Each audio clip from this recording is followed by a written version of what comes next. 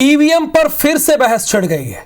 दुनिया के सबसे अमीर बिजनेसमैन एलन मस्क ने लिखा है कि ईवीएम को खत्म कर देना चाहिए, इसे हैक किए जाने का खतरा है। हालांकि अगली लाइन में वो लिखते हैं ये खतरा कम है लेकिन फिर भी बहुत ज्यादा है।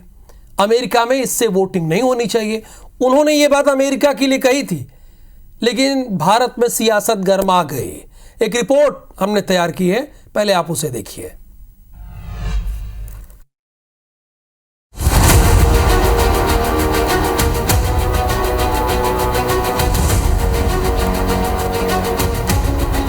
लोकसभा का चुनाव खत्म हो चुका है।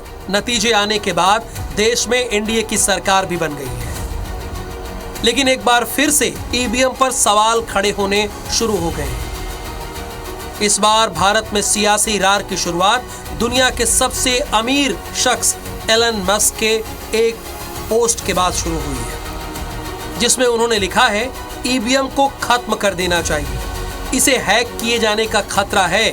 हालांकि ये खतरा कम है।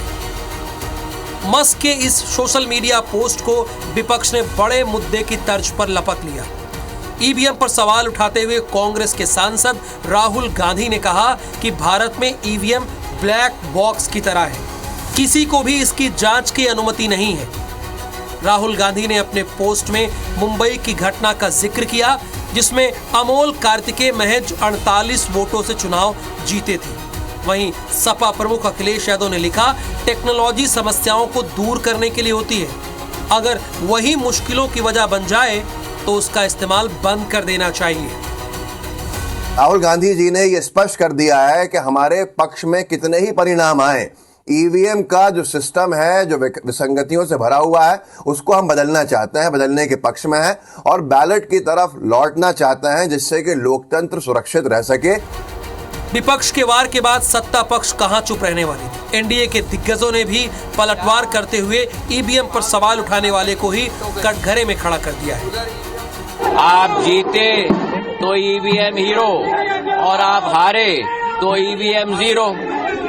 ये नीति कांग्रेस की जान चुकी है और इसलिए देश की जनता ने तीसरी बार प्रधानमंत्री नरेंद्र मोदी जी की सरकार पूर्ण बहुमत के साथ बनाई है।